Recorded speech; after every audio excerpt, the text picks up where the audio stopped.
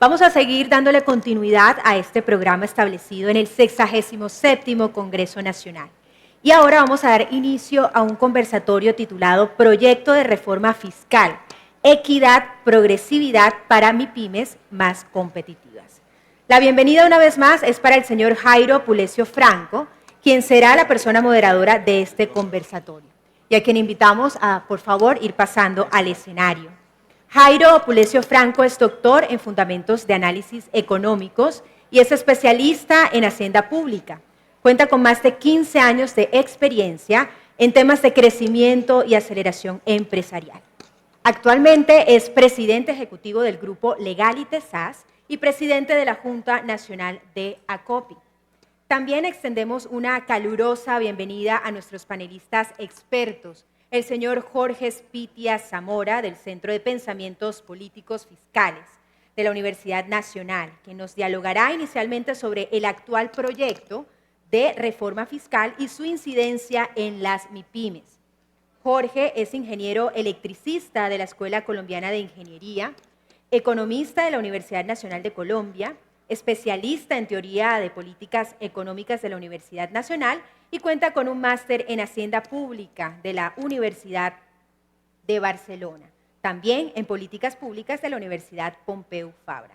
Agradecemos la presencia de la honorable representante de la Cámara, Jennifer Pedraza Sandoval, quien es economista de la Universidad Nacional, destacándose a lo largo de su trayectoria política por defender la educación, ciencia y tecnología dentro de sus compromisos como congresista. También está a promover el sueño colombiano de una vida digna en la que connacionales puedan contar con un empleo formal y un empleo estable para todos. Asimismo, damos la bienvenida al director del Comité Autónomo de la Regla Fiscal de Colombia, el señor Andrés Velasco Martínez, quien fue ex viceministro técnico y exdirector general de Políticas Macroeconómicas del Ministerio de Hacienda y Crédito Público. También fue subgerente de Sistemas de Pago y Operación Bancaria. Además, es economista experto de la Unidad de Investigación y miembro del equipo de inflación en el Banco de la República. Así que vamos a recibirlos con un fuerte aplauso, por favor. Entendemos a todas las empresas y negocios, por eso contamos con soluciones de nube, publicidad, ciberseguridad y mucho más. Soluciones digitales a tu medida. Llama numeral 400. El Caribe colombiano se prepara para vivir la 8ª edición de Caribe Biz Forum 2022, en el que invitados de talla mundial develarán un nuevo horizonte. 10 de noviembre, Hotel Marriott, Barranquilla.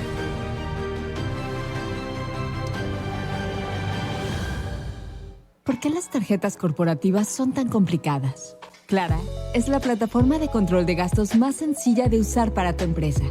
Tendrás tarjetas de crédito ilimitadas, físicas y virtuales, y una plataforma intuitiva para controlar el presupuesto de cada una. Clara conecta tus facturas con tus gastos de manera automática. Una tarjeta que te quita problemas con la contabilidad, facturación y cambio de divisas. Las cosas claras. Comienza ahora. Somos Iris. Somos una financiera 100% digital para las empresas y negocios colombianos. Conocemos lo que necesitas. Usamos la más alta tecnología para brindártelo y siempre estamos evolucionando para entregarte lo mejor. Con Iris, tu gestión financiera es más fácil y cuenta con altos estándares de seguridad. Pensamos en cada detalle para ofrecerte productos y servicios novedosos a través de una plataforma clara y ágil, en la que podrás optimizar tiempo en cada proceso y llevar el control financiero con tranquilidad. Transfiérete a Iris. Transfiérete a la facilidad. Muy buenos días. Agradecer a ACOPI la invitación a este conversatorio sobre el proyecto de reforma fiscal, equidad y progresividad para las MIPYMES competitivas. Lo que voy a presentar en lo fundamental es el estudio que hemos realizado con el profesor Garay de diferentes documentos que ustedes pueden consultar en la página web, bueno, en diferentes sitios que tenemos.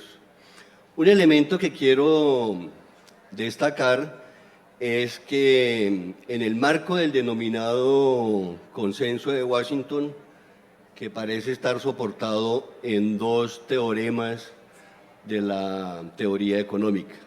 El primer teorema de la economía del bienestar, también conocido como el teorema de la mano invisible, en donde cualquier equilibrio competitivo conduce a la asignación eficiente de recursos.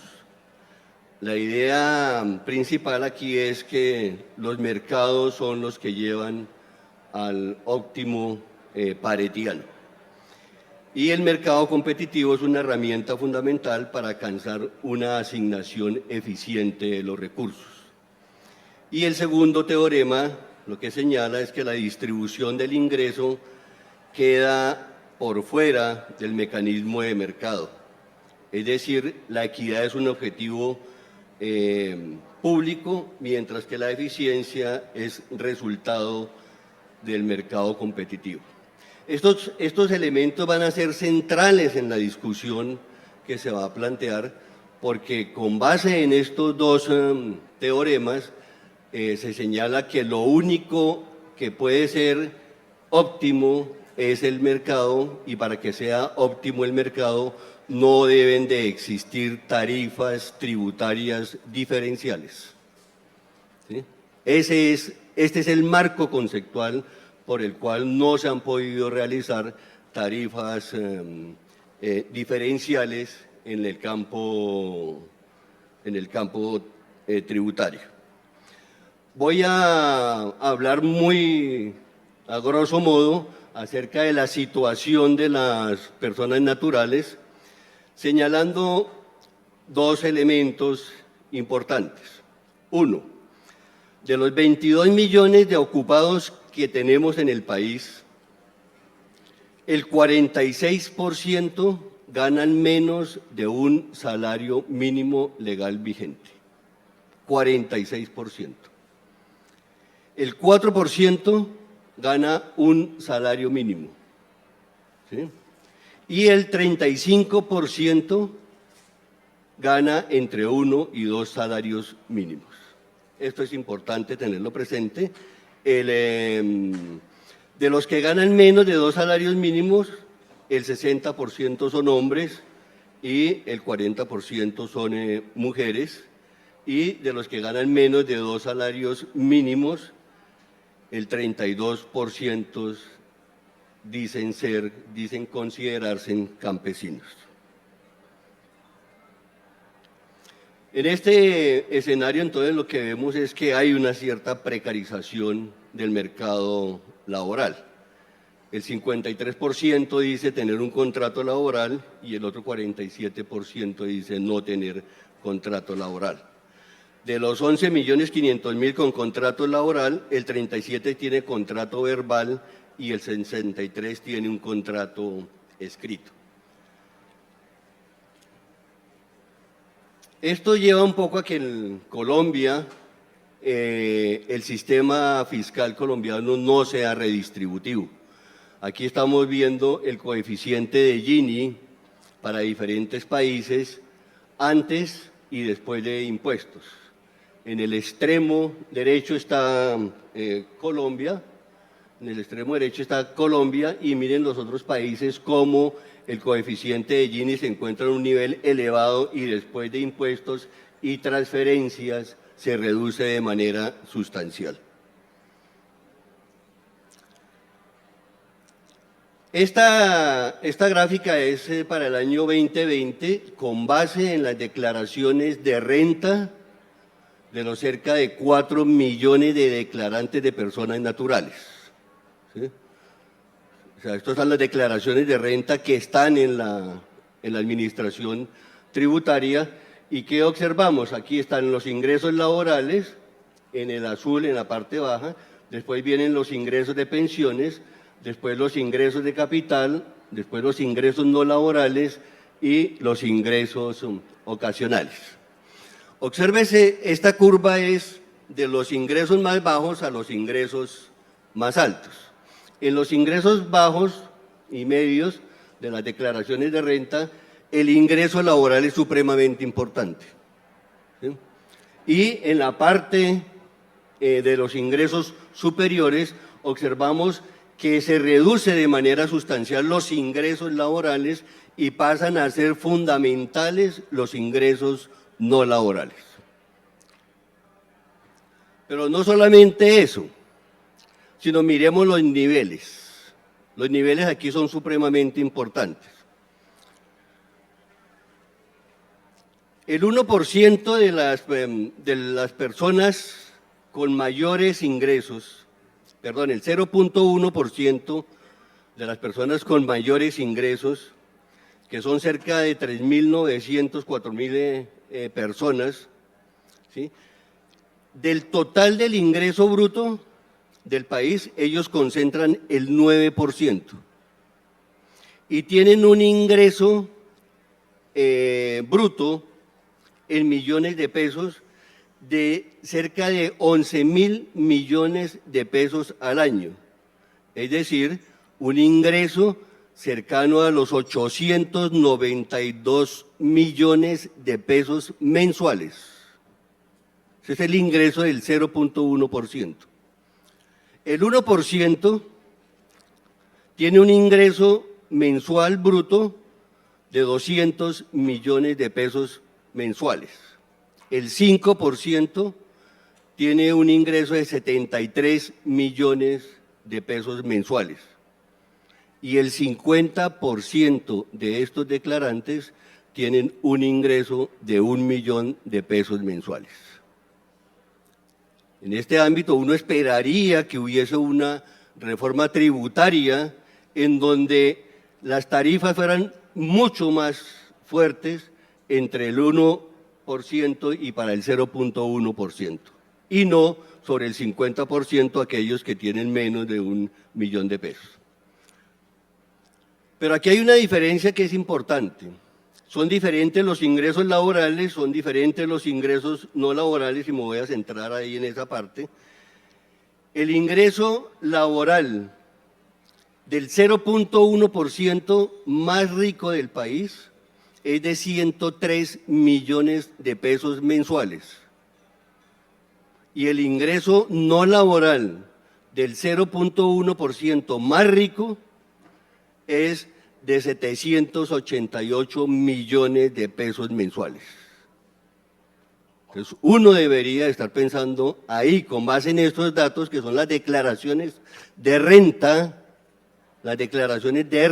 que tiene la DIAN, saber dónde es que se debe de poner la tributación. El patrimonio,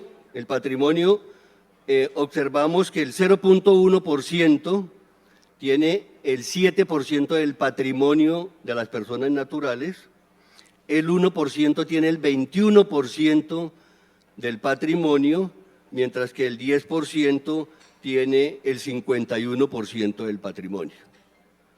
O sea, ya sabemos dónde está concentrado también el patrimonio y los niveles de patrimonio que tienen per cápita. El patrimonio de estas personas que son del 0.1% de las declarantes en Colombia, el patrimonio es de 25.000 millones de pesos.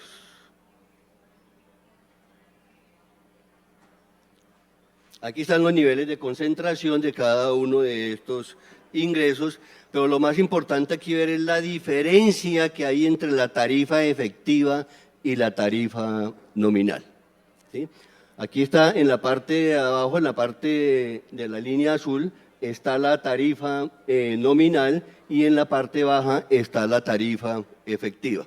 Hay una brecha supremamente importante entre la tarifa nominal y la tarifa efectiva. Pero lo más importante de eso es cómo la tarifa efectiva se reduce en los niveles más altos de ingresos, ¿sí? O sea, mientras que la tarifa viene siendo creciente y alcanza cerca del 5% de los ingresos brutos, en los niveles más altos de ingresos cae a cerca del 1% de los ingresos brutos. ¿Y eso dónde sucede? No sucede en los asalariados.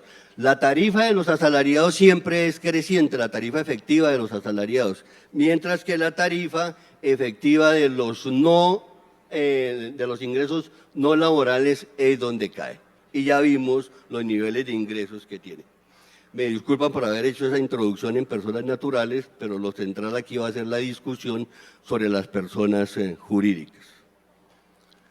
En el tema de las personas jurídicas, es decir, de las empresas, también la información que voy a mostrar es la información de las declaraciones de renta, ¿sí? Estamos hablando de cerca de 535.000 declaraciones de renta que tiene la DIAN de personas jurídicas. Y observemos los niveles de concentración. Estos son los niveles de concentración de las empresas por percentiles, ¿sí? Este es el ingreso bruto declarado en las declaraciones de renta por empresas de las 535.000 declaraciones. El 1% de las empresas más grandes concentran el 76% del ingreso bruto. O sea que el 99% de las empresas de menores ingresos tan solo concentran el 24% del ingreso declarado. El 50% de las más pequeñas empresas concentran el 0.7% del ingreso bruto declarado.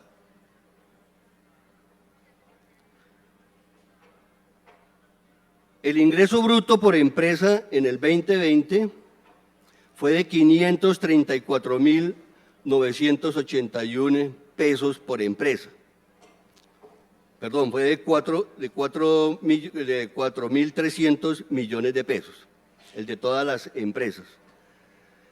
El ingreso del 1% más rico fue de 329.000 millones de pesos. O sea, un 75% más grande que el ingreso de todas las empresas. El 50% de las empresas con menores ingresos brutos fue de 62 millones de pesos. Es decir, que el ingreso del 1% es 5.300 veces superior al de ese 50%.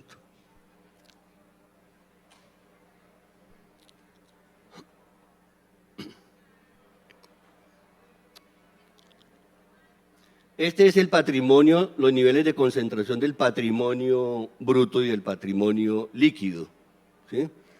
Y la diferencia entre el patrimonio bruto y el patrimonio líquido está mediado por los pasivos. Mire dónde se concentran los niveles de concentración del patrimonio bruto y el patrimonio líquido, ¿sí? Y mire dónde se concentra la financiación.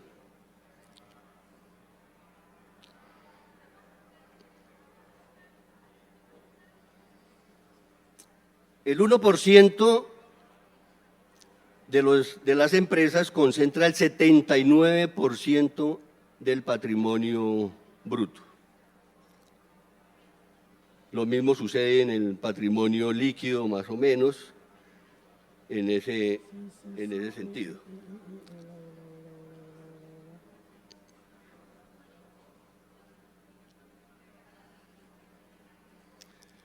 Esa información que teníamos anteriormente era con base en las declaraciones de renta, ¿sí? Algún ministro, cuando sacamos estos libros, dijo que no, que eso no tocaba mirar las empresas por el lado de las declaraciones de renta, que eso tocaba mirarlo con los estados financieros. Y nos fuimos y miramos los estados financieros también. Aquí les voy a comentar un poco qué observamos de las 10.000 empresas más grandes de los estados financieros que presenta las supersociedades.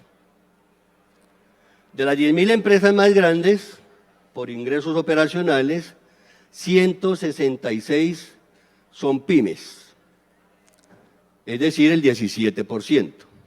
Y de las 10.000 más grandes, de las 10.000 empresas más grandes, el 62% son pymes. ¿Cómo están distribuidas? De las 10.000 empresas, podemos decir que el 5% están en el sector agropecuario, 34% en el comercio, 20% de manufactura, 31% en servicios.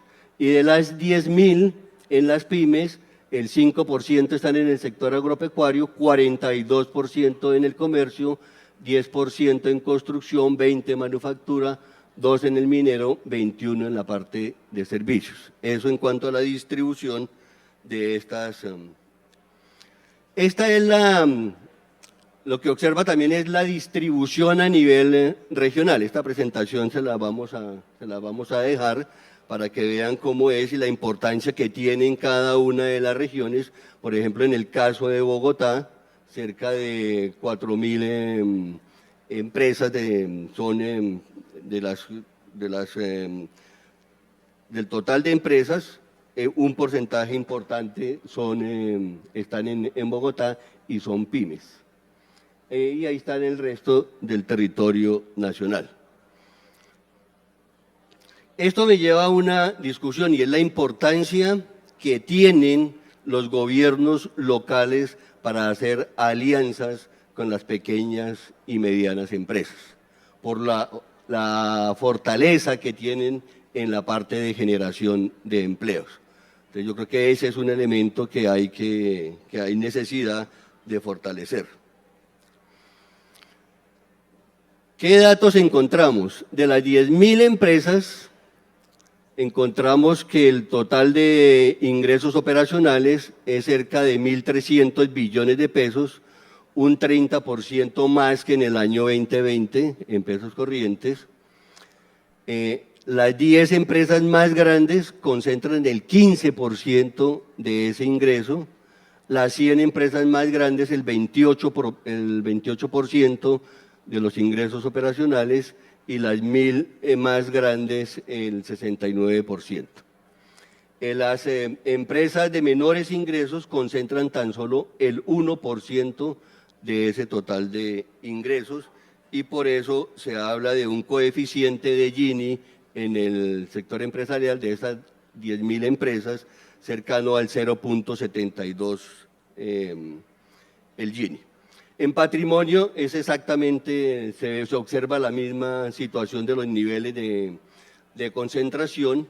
100 empresas concentran el 56% del patrimonio y esas empresas las pueden observar ustedes ahí en la publicación que tiene las supersociedades. Este es algunas de las empresas más grandes por patrimonio o más grandes por ingresos.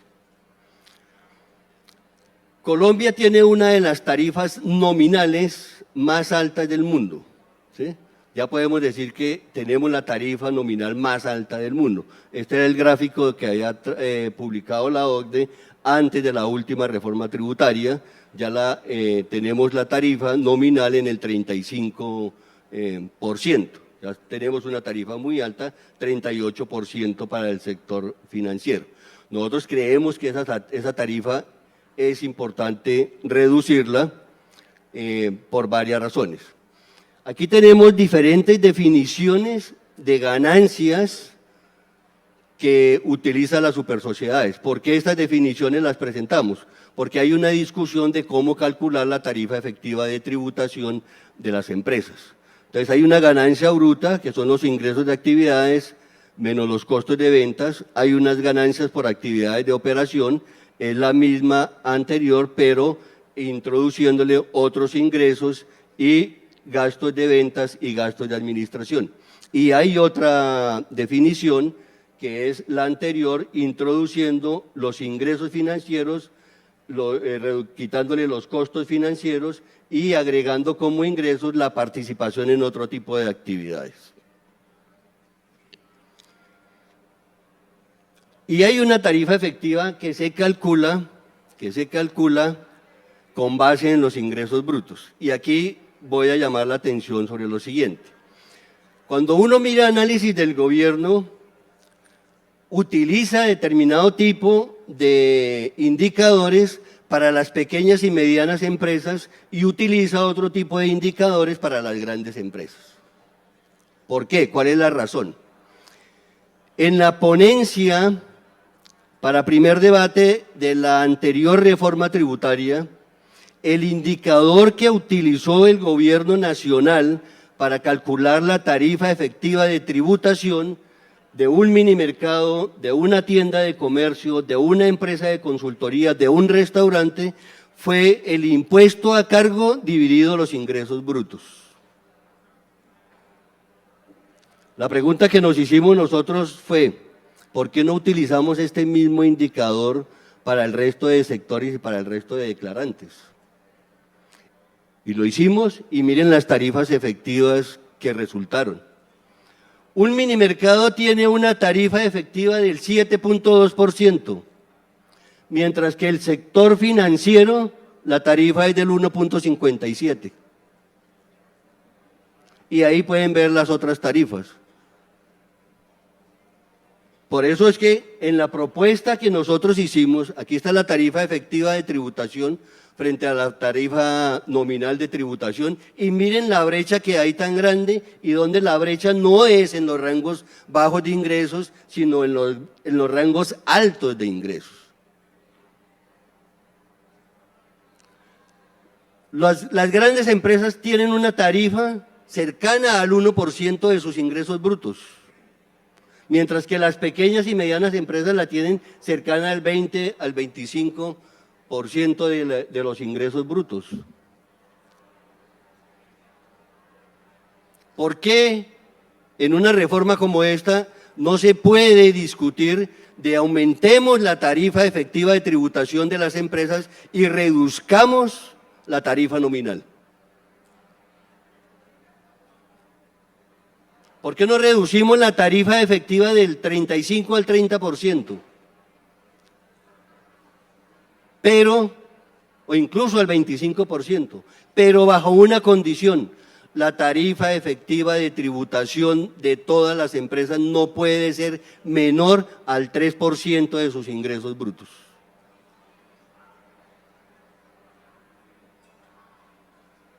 Y eso aumenta el recaudo, y de manera importante, ¿sí? Y ahí se hace una diferenciación grande. Miren la tarifa nominal, cómo es por deciles, subdeciles y subdeciles, ¿sí? Y cómo la tarifa efectiva cae, ¿sí? Entre más grande sea la empresa, menor es la tarifa efectiva de tributación.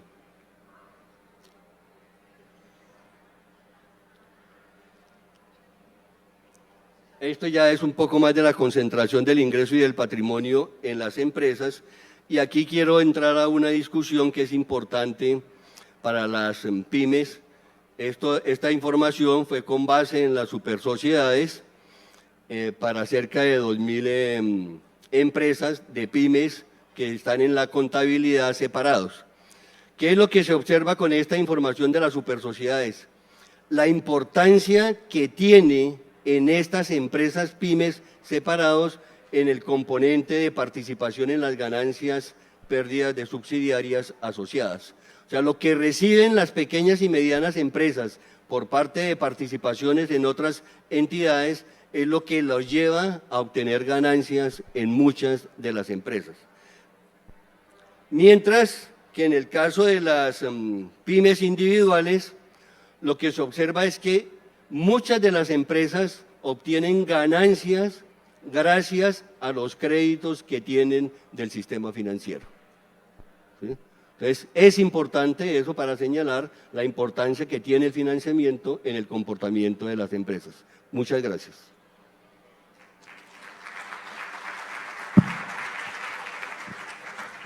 Muchas gracias, Jorge. Venga y nos acompaña acá para que conversemos sobre estas cifras dramáticas que acaba de presentarnos acá de la Universidad Nacional.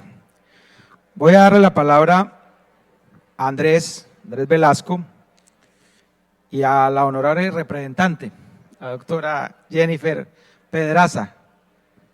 Quiero aprovechar de hacer aquí un paréntesis, de hacerle un reconocimiento a Jennifer y a Wilson, honorable representante, que nos ha venido siendo de voceros. De verdad, con el corazón se los digo, estamos muy agradecidos de esa labor que ustedes están haciendo, dándole voz a los que no tenemos voz, porque nosotros somos un gremio de MIPYMES, somos el gremio de la base empresarial del país. Nosotros no tenemos la capacidad que de pronto tienen nuestros compañeros gremiales de hacer un lobby fuerte en el Congreso y en estos espacios, y encontramos a personas como ustedes, doctor Wilson y doctora Jennifer, que permiten hacer visible esta voz clamante de la base empresarial que le está diciendo al gobierno, pues esto que acabamos de ver, que hay una situación que está haciendo que los micro, pequeños y medianos empresarios estemos pagando una tarifa efectiva más alta que la que pagan las grandes empresas. Doctora Paloma, bienvenida. Muchas gracias por acoger la invitación. También la he visto también defendiendo este ejercicio. Muchas gracias, de verdad que sí.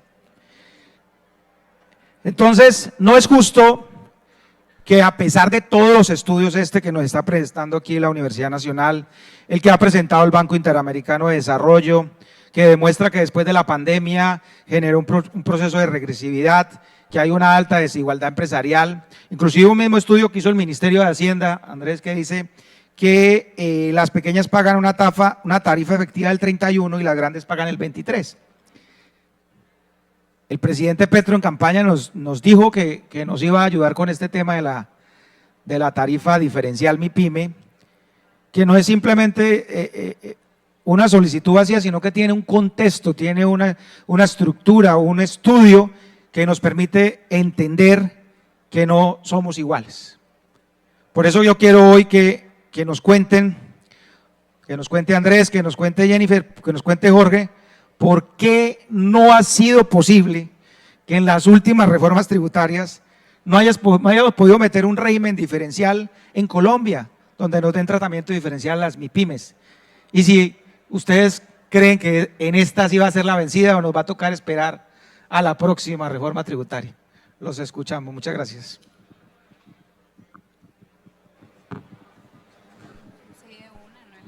Aló. Buenos días a todos. Mi nombre es Andrés Velasco, yo soy director técnico de una entidad que se llama el Comité Autónomo de la Regla Fiscal. Es una entidad que propende por el cumplimiento de la regla fiscal que está en el centro de la sostenibilidad de las finanzas públicas del Gobierno Nacional. Entonces, agradezco mucho la invitación a COPI, muchas gracias Rosemary, muchas gracias presidente por esta oportunidad. Muchas gracias, profesor Spitia, por la presentación que nos acaba de hacer. Algunos comentarios que surgen de lo que alcancé a capturar de la presentación son los siguientes. En el trasfondo, yo creo que hay planteado un dilema, y yo creo que es un dilema que no es claro que en realidad exista, y yo creo que como sociedad nosotros tenemos que avanzar, por supuesto, de la mano del contrato social en el que el Gobierno Nacional y el Congreso de la República discuten las modificaciones de la política fiscal. Y ese dilema es este dilema entre la fiscalidad y la formalidad. Yo creo que nosotros como nación tenemos que avanzar en un esquema de contrato social en el que podemos promover la formalidad, ¿cierto?, sin descuidar la estabilidad de las finanzas públicas. Yo creo que hay un miedo, y es un miedo justificado, cuando las autoridades gubernamentales y del Congreso acometen una reforma tributaria a perder ingresos. Yo creo que ese es el peor de los escenarios, y es tratar de mejorar las cosas, tratar de promover la formalidad y el resultado quedar con menores ingresos. Pero yo creo que es posible trabajar de la línea de las recomendaciones del doctor Spitia. Yo creo que la gráfica más impactante que nosotros vimos esta mañana, profesor, es esa diferencia tan grande que existe entre las tasas nominales, que están cercanas al 35%, y las tasas efectivas, las tarifas efectivas. Porque muchos de estos debates, en el planteamiento del presidente, se daban por qué la tarifa efectiva, por qué la tarifa es del 31%, por qué la tarifa es del 23%. Pero deberíamos estar preguntándonos es ¿por qué la tarifa efectiva es de menos del 5%?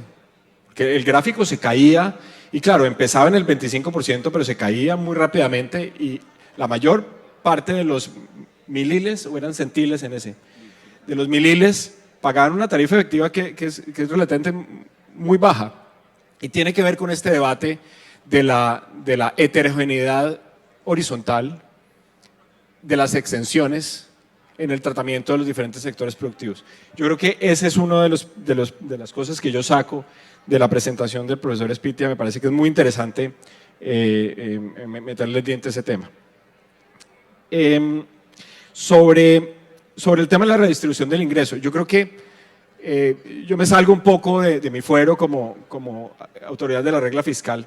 Ahí hay un debate que es interesantísimo y es cuando nosotros le quitamos a esos gráficos de la redistribución de ingresos antes y después del impacto del Estado, porque es el impacto del Estado, yo creo que es importante ver cómo se ve ese gráfico sin el tema de las pensiones.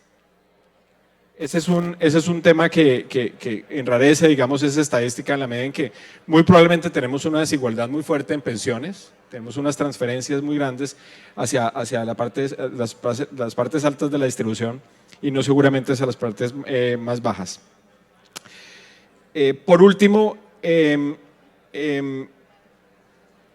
quisiera hacer una primera cometida al tema que más me atañe a mí, y es el tema de la responsabilidad como nación sobre la sostenibilidad de las finanzas públicas. Yo creo que el mejor negocio que tenemos, el mejor negocio que podemos hacer como nación es garantizar que Colombia es capaz de cumplir sus obligaciones. Y a eso, que es un principio, digamos, fundamental de la economía, hasta la economía más básica, que es la economía de un hogar, deberíamos estar enfocando, digamos, parte de nuestra atención. Nosotros tenemos unas finanzas públicas que hoy en día han salido de los choques que tuvimos en los años anteriores muy debilitadas. Y todos los debates que se den acerca de la política fiscal en el presente y en el cercano futuro van a ser importantes. Muy probablemente es necesario, como el gobierno lo está proponiendo, hacer muchas inversiones y gastos, pero yo quiero dejarlos con la reflexión de que todas esas políticas deberíamos hacerlas concentrados en que las finanzas públicas sigan siendo sostenibles, porque esa sostenibilidad es un bien para todos, es casi un bien público. Se necesita para que el tejido empresarial que está representado seguramente en esta sala continúe funcionando correctamente. Muchas gracias, presidente. Hola. Bueno, hola, buenos días para todos, para todas. Muchísimas gracias en principio por la invitación a COPI a hablar de un tema tan importante como lo es la situación de la industria y de nuestras pequeñas, micro y medianas empresas. Quiero decirles que esta apuesta no es una apuesta exclusivamente, digamos, de intervenciones en el Congreso, sino que la apuesta por una tarifa diferencial de MIPYMES, en mi caso, es una apuesta de absoluta convicción. Creo que en eso puedo coincidir con Wilson y con el resto de congresistas de todos los espectros políticos con quienes hemos venido discutiendo sobre la necesidad de tener una tarifa diferencial de renta de MIPYMES, pero no solamente una tarifa diferencial de renta, sino porque haya una apuesta por desarrollar y por fortalecer la producción de las micro, pequeñas y medianas empresas. Yo creo que la presentación que hizo el Ministerio de Comercio fue muy importante, pero yo creo que esas medidas no son suficientes para la crisis en la que hoy está nuestro sector productivo y particularmente las MIPYMES. Hoy, con el esfuerzo que ustedes todos y todas hacen y que me alegra ver este encuentro tan nutrido, me alegra no haber conseguido silla cuando llegamos, de ver que es un momento histórico y que ustedes también entienden que es un momento histórico para presionar los grandes cambios que Colombia requiere, y creo que eso explica un poco el esfuerzo MIPYME por aportar al desarrollo de nuestro país. Como ya lo han dicho acá, el 99.2% del tejido empresarial de Colombia son las micro, pequeñas y medianas empresas. Generan el 80% del empleo formal de nuestro país. O sea, debe ser un fin en sí mismo fortalecer a las micro, a las pequeñas y a las medianas empresas, mucho más en la crítica situación económica en la que hoy está Colombia, en donde cerca del 62% de su población, digamos, económicamente activa, de su fuerza laboral, o está desempleada o está en la informalidad. Hoy lo que resiste, lo que persiste del empleo formal es gracias a los esfuerzos MIPYMES. Luego, no se entiende por qué en la propuesta de reforma tributaria no hay un tratamiento diferencial para las MIPYMES que le apueste a fortalecerles. Producen el 35% del Producto Interno Bruto, y lo voy a decir así, con las uñas. Lo producen no por los grandes apoyos que hagan los gobiernos que hemos tenido anteriormente, sino por el trabajo y el esfuerzo de sus trabajadores y de sus dueños y dueñas, por supuesto. O sea, no es porque haya un entorno absolutamente favorable. Por el contrario, yo creo que el entorno que hay en Colombia hoy es un entorno en contra de las micro, pequeñas y medianas empresas.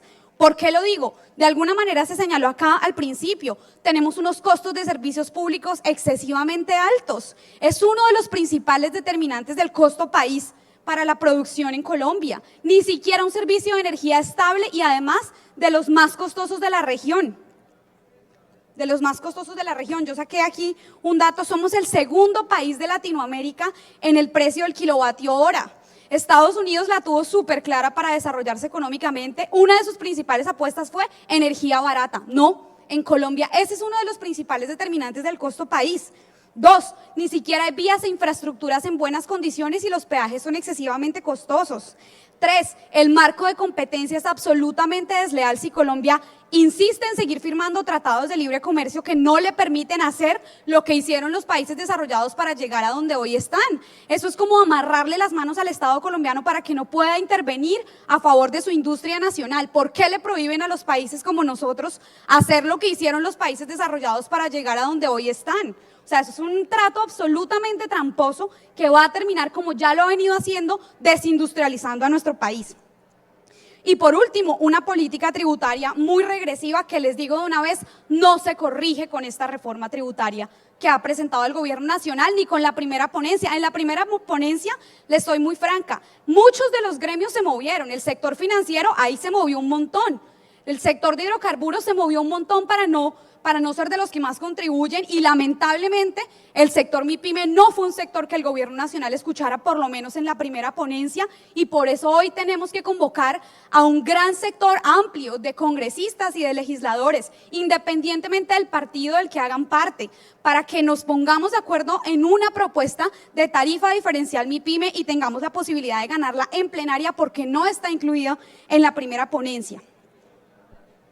Hoy en día es increíble que la tarifa, hoy en la reforma tributaria, aún con esta reforma, si se aprobara como hoy está, la tarifa efectiva de tributación de las grandes empresas sigue siendo inferior a la tarifa efectiva de tributación de las pequeñas. ¿No es este uno de los objetivos de la reforma tributaria, en teoría, avanzar en la progresividad?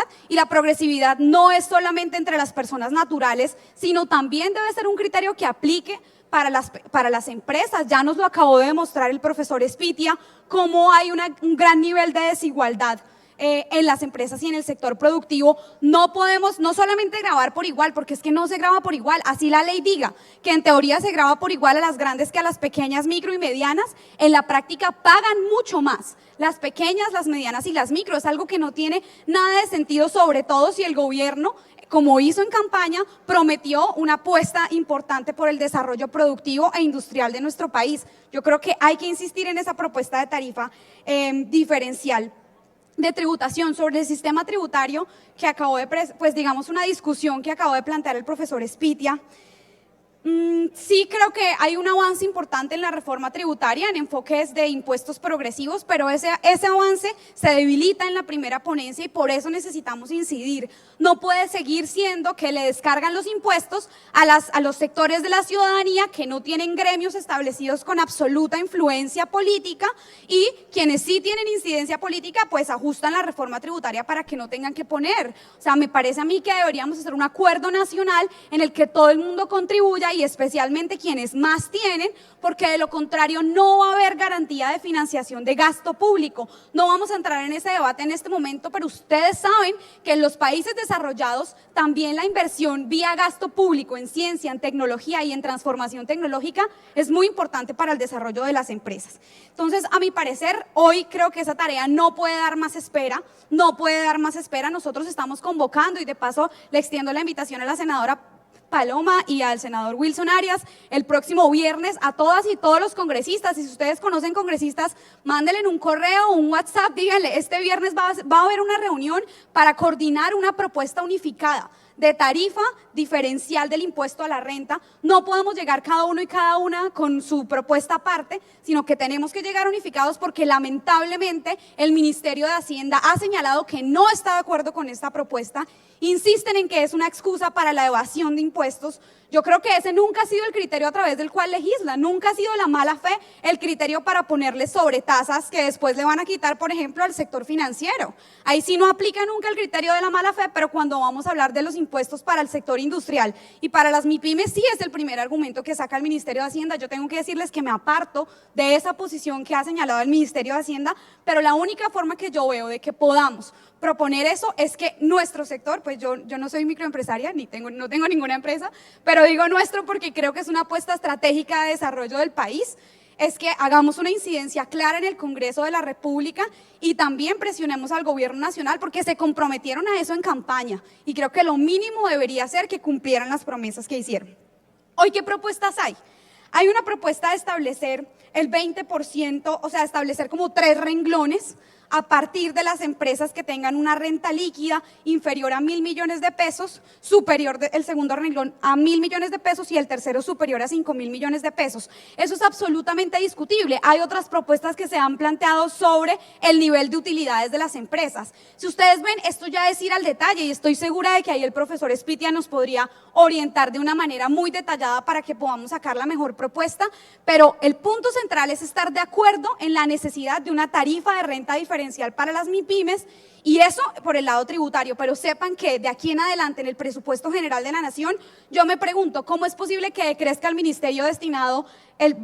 presupuesto destinado al Ministerio de Industria y Comercio cuando se supone que hay una apuesta de industrialización del país. ¿Por qué pongo este debate? Porque una cosa son los impuestos y otra cosa es el gasto. En el gasto también tenemos que estar muy atentos y muy atentas a que haya un presupuesto destinado a promover la industrialización del país y el fortalecimiento de las empresas nacionales, especialmente las micro, las pequeñas y las medianas. Yo hago parte de la Comisión Cuarta, que es la que discute el presupuesto general de la Nación y el Plan Nacional de Desarrollo. Hago parte del Partido Dignidad, que es un partido declarado en independencia, y creemos que esta es una apuesta muy importante y nos queremos poner en absoluta disposición, poner nuestra curul en absoluta disposición para la agenda MIPYME, que yo creo que hoy por primera vez por lo menos tiene un gobierno que en campaña dijo que iba a promover esta causa, pues ahora nos corresponde exigir que esa promesa de campaña se cumpla.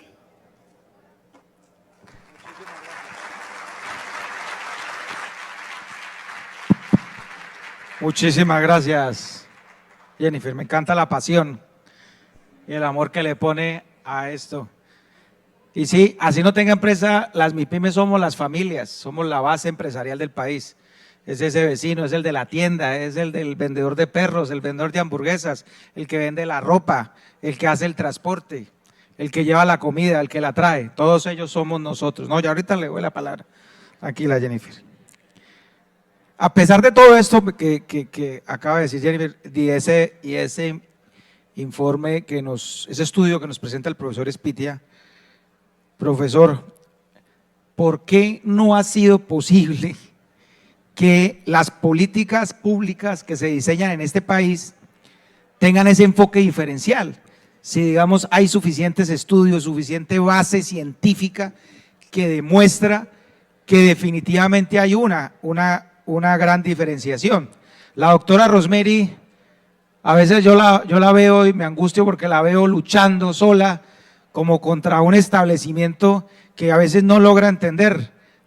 Lo logramos en la ley, en el tema de seguridad y salud en el trabajo, que si todos recuerdan cuando sacaron la ley de seguridad y salud en el trabajo, era los mismos requerimientos legales y técnicos para una empresa que tiene 5.000 empleados que la que tiene un empleado. Y entonces usted veía empresas chiquitas con la camilla, con el extintor y con toda la parafernalia, que eran los mismos requisitos que tenía. Eso fue uno de los logros que hemos tenido, de hacer entender que la normatividad, que la legislación tiene que ser diferencial, porque cada uno tiene un tamaño, unas capacidades, unas necesidades. A pesar de todos los estudios, profesor Espitia, ¿por qué no estamos logrando que las políticas públicas sean diferenciales en Colombia? Bueno, ya señalaba en la presentación de cómo en economía hay una teoría que se llama la teoría neoclásica, en donde el elemento central de esta teoría es la maximización del beneficio o la minimización de costos por parte de las unidades productivas, la maximización de la utilidad por parte de los consumidores, y esto en un marco global lo que lleva es que cuando uno coloque impuestos para que no se presenten desde diferentes líneas de pensamiento, un poco en cuenta que la línea de pensamiento que hay en los libros que hemos realizado con el profesor Garay, nos apartamos de esa concepción neoclásica. Algunos llegan y dicen, no, pero ¿por qué tenemos que subir los impuestos? Sí, si se suben los impuestos, las empresas van a dejar de invertir y se van a ir del país. Ese es un marco conceptual. Hay otra teoría que dice, las empresas realizan sus planes de inversión sobre la base de la tasa de ganancia. ¿Sí? Es la tasa de ganancia la que mueve a las empresas, es la que mueve a la economía. Entonces son concepciones totalmente diferentes, y eso hace que haya lineamientos de política diferenciados. ¿Sí? Entonces yo creo que ahí en ese marco conceptual, en ese marco de ver de quiénes están haciendo las políticas y sobre qué base política económica se están moviendo para poder decir qué tipo de políticas son las que están implementando. Gracias, profesor.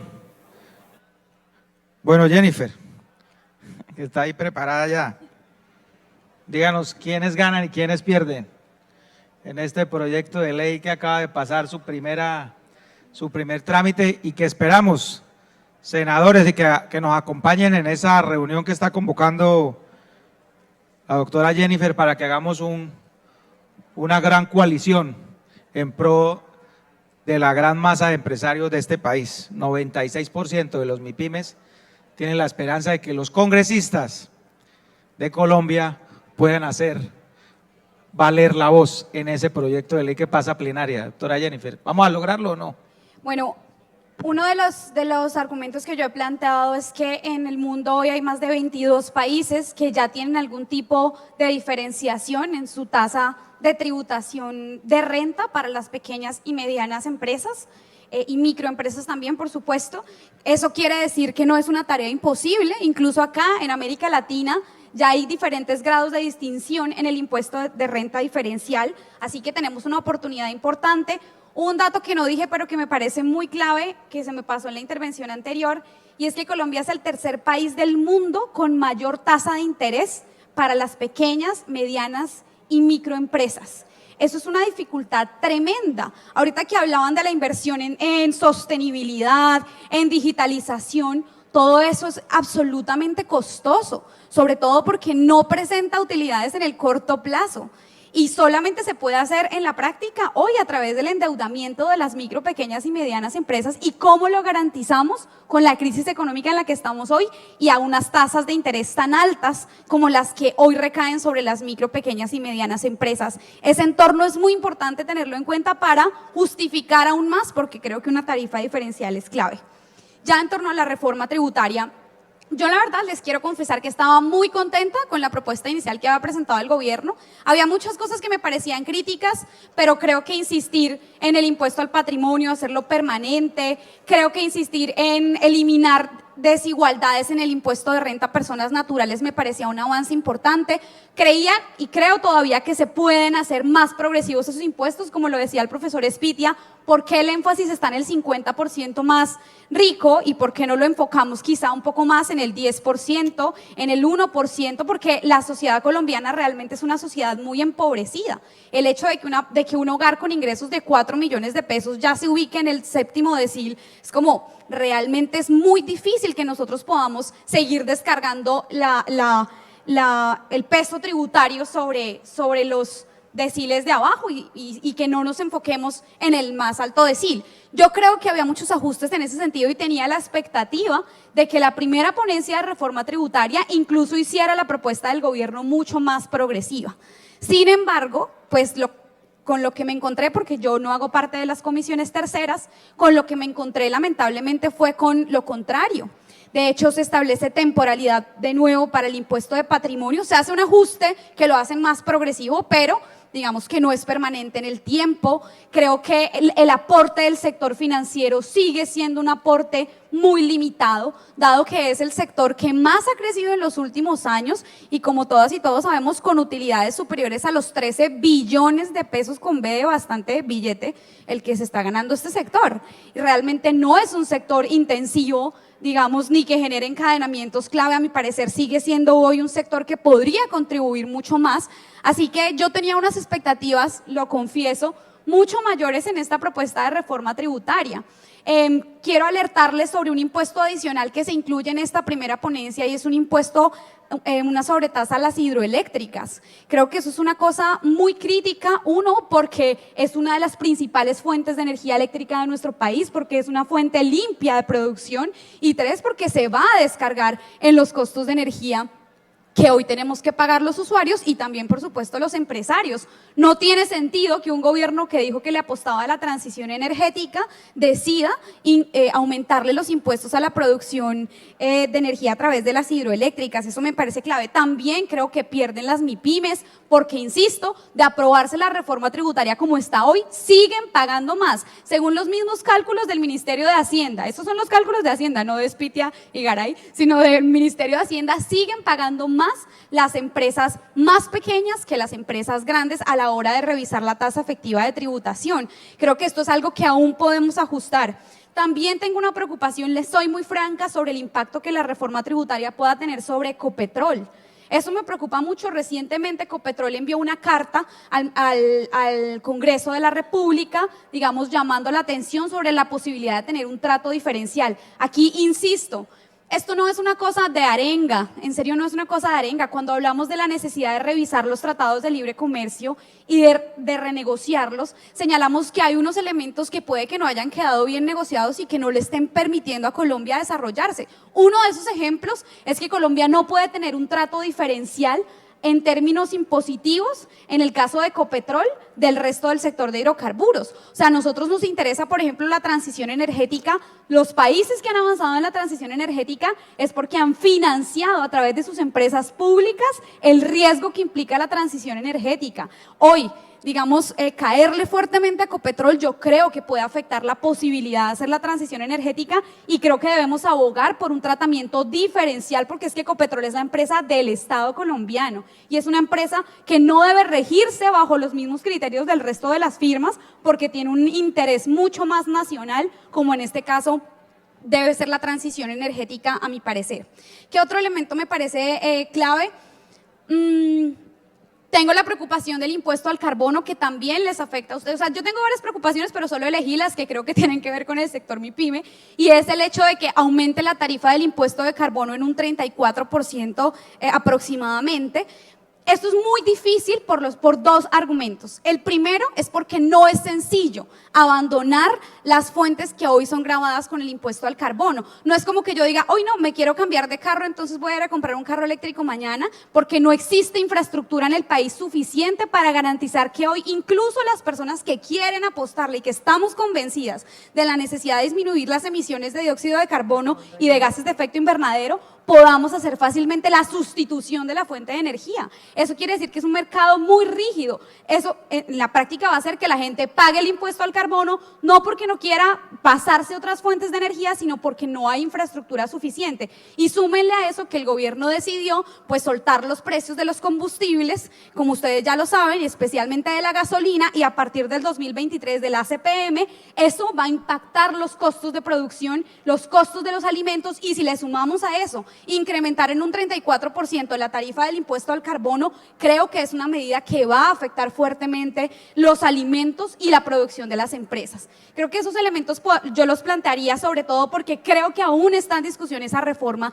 Tengo la expectativa, Wilson, particularmente de que el gobierno pueda reflexionar sobre algunos de esos impuestos y quizá insistir en unos más progresivos que realmente pongan a contribuir al 10% y al 1% y al 0.1% más rico de este país, que realmente es en donde se concentra la riqueza, como lo probó el profesor Espitia.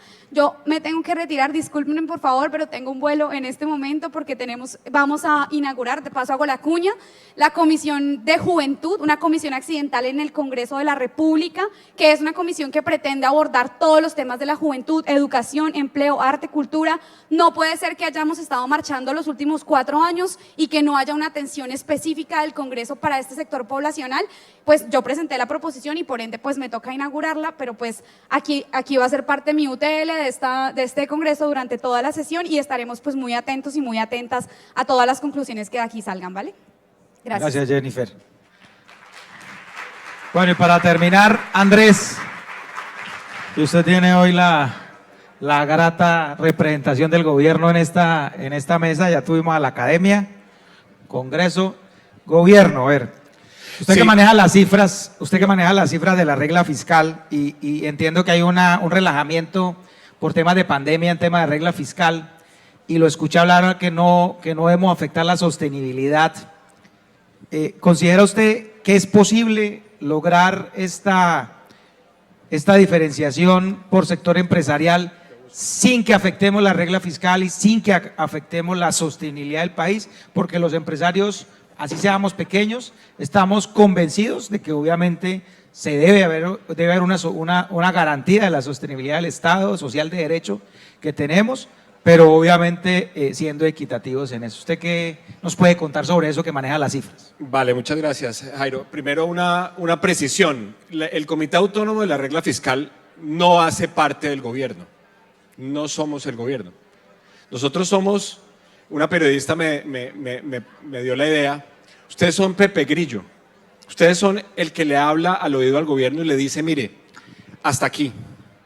Nosotros somos la entidad pública, independiente del gobierno, perteneciente al Estado colombiano, que tiene la responsabilidad de decirle al gobierno hasta dónde puede gastar para seguir siendo sostenibles. El tema no se puede endulzar.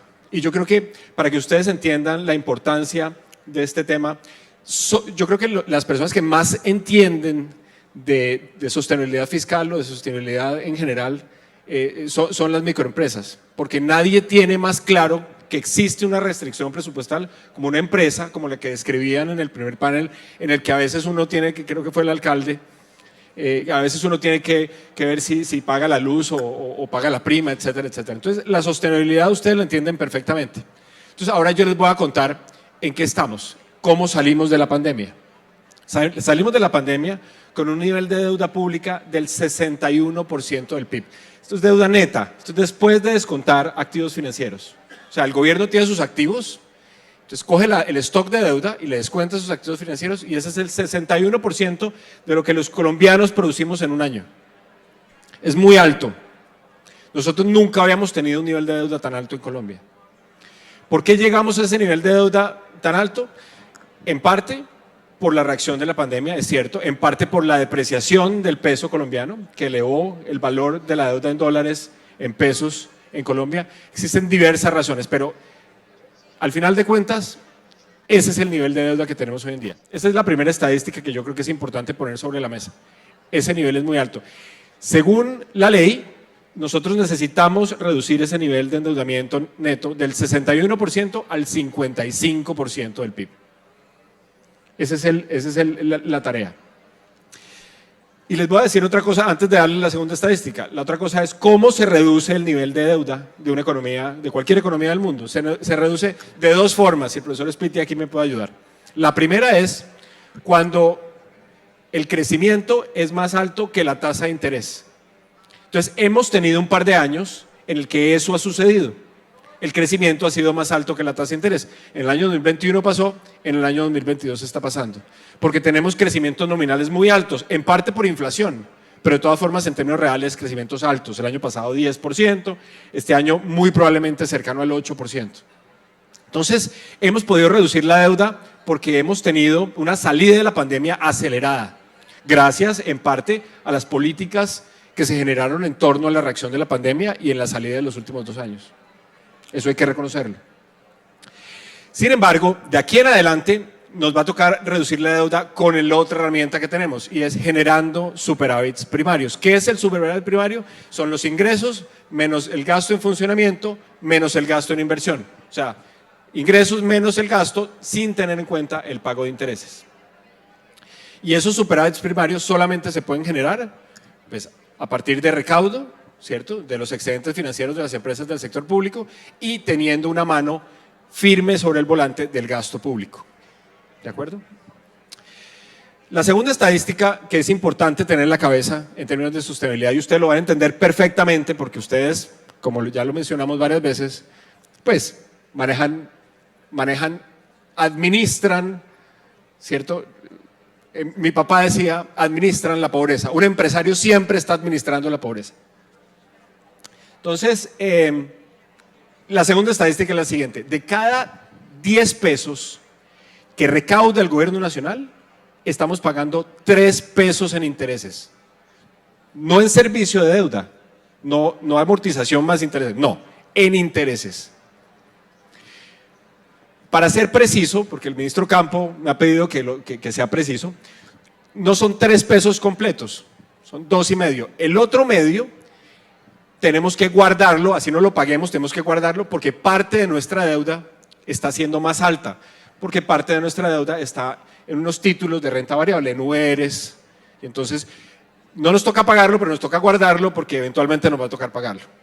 ¿De acuerdo? Entonces fíjense esas dos estadísticas, 61% del PIB en deuda y 3 de cada 10 pesos estamos destinándolo al servicio de intereses de la deuda pública.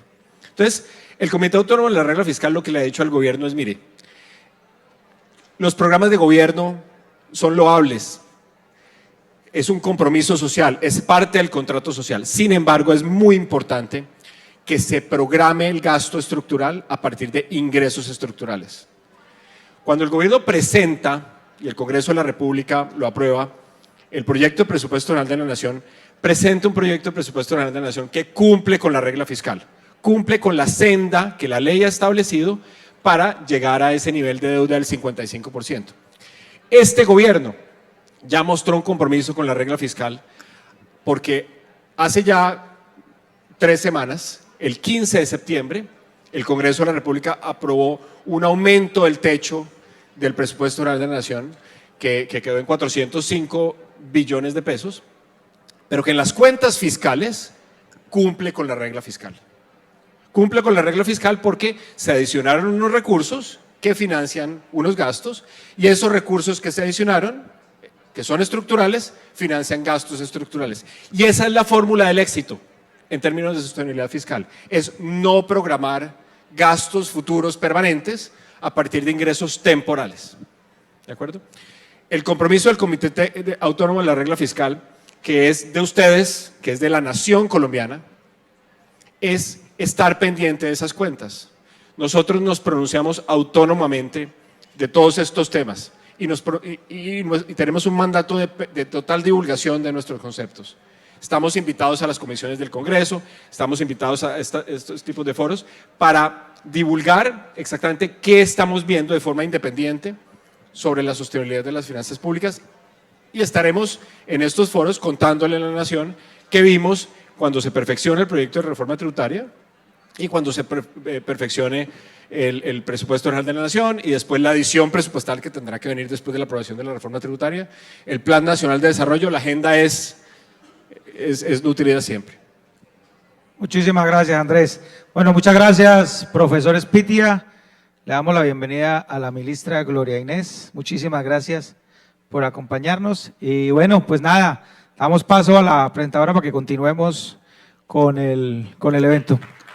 Muchísimas gracias.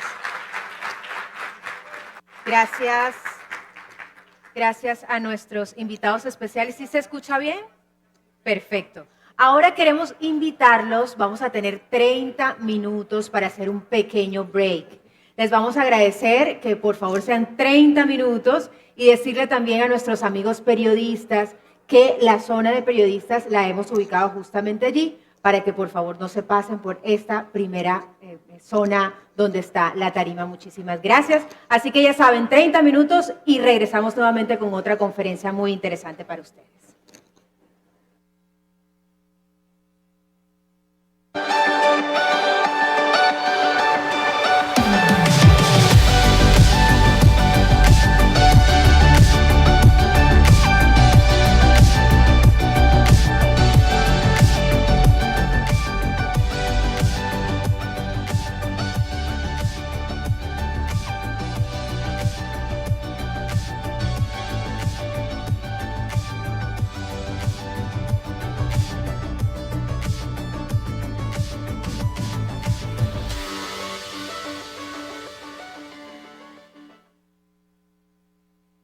Presentamos los nuevos escáneres de documentos de gran formato Epson DS30000 y DS32000, los dispositivos de captura de imágenes ideales para grupos de trabajo corporativos, oficinas de negocios y centros de producción.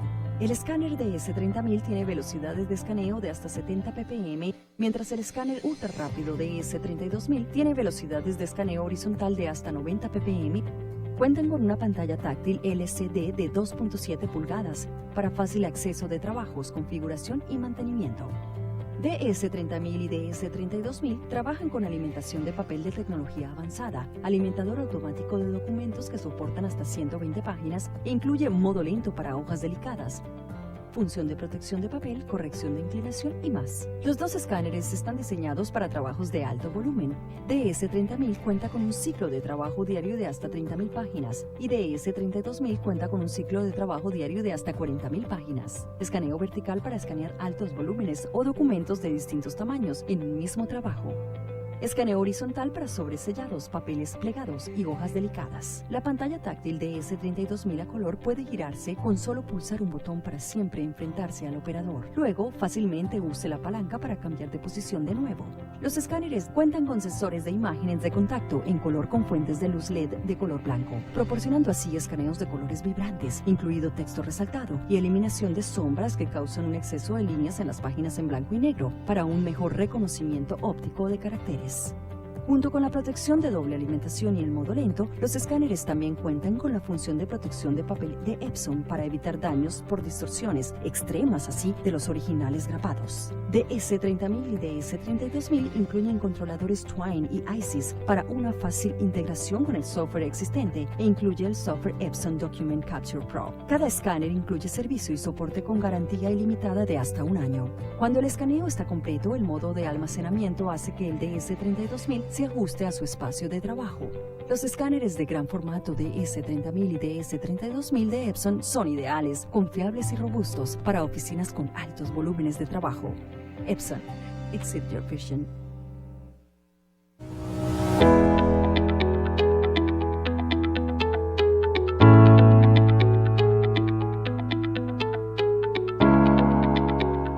En Legalité somos expertos en hacer crecer su empresa, acompañándolo con un equipo multidisciplinario que se encarga de asesorarlo en los procesos estratégicos y de apoyo que la compañía necesita, permitiendo que usted dedique el 100% de su tiempo y energía en los objetivos misionales.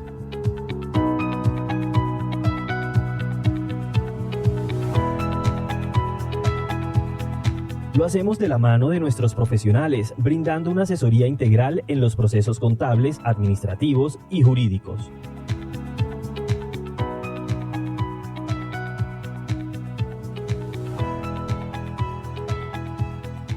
Los resultados nos avalan. En 15 años hemos atendido más de 1000 MIPYMES en todo el país, con servicios certificados por Bureau Veritas, entregándoles 7 asesores multidisciplinarios a cada empresa, por una inversión equivalente de un asesor.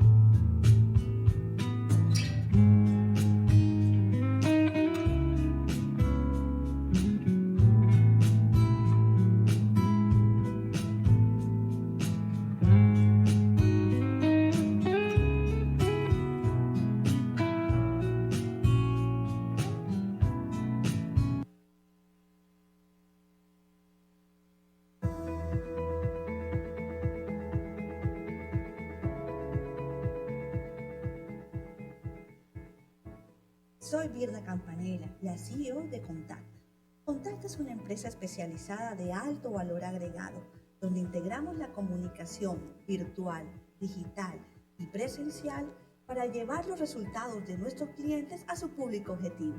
En Contacta, nuestra amplia trayectoria nos permitió evolucionar el servicio. Empezamos siendo un contact center, luego nos volvimos un BPO altamente especializado y de ahí le agregamos las nuevas tecnologías de la industria 4.0 como analítica de datos, inteligencia artificial, y a eso se lo dimos a disposición de nuestros agentes para volvernos un verdadero Knowledge Process Outsourcing, servicios de alto valor agregado donde nuestro verdadero diferencial es nuestro agente. Así integramos el conocimiento, la innovación y la transformación digital para ponerlas al servicio de nuestros clientes. En Contacta ofrecemos 4 soluciones para nuestros clientes. En la primera, integramos marketing digital y contact center para ayudar a nuestras empresas a vender más. En la segunda, tenemos un modelo eficiente para crédito y cobranza para ayudar a las empresas a lograr la rentabilidad. En la tercera, tenemos ingenieros monitoreando sistemas 24 horas al día para garantizar la continuidad de su operación. Y en la cuarta, es la verdadera evolución en el servicio, son profesionales en la salud atendiendo nuestras líneas de telesalud. Y como compañía, hemos desplegado nuestra operación desde Colombia para Estados Unidos, Centroamérica, Perú, Ecuador. Y seguimos creciendo con un modelo innovador para la exportación de servicios a un mercado global.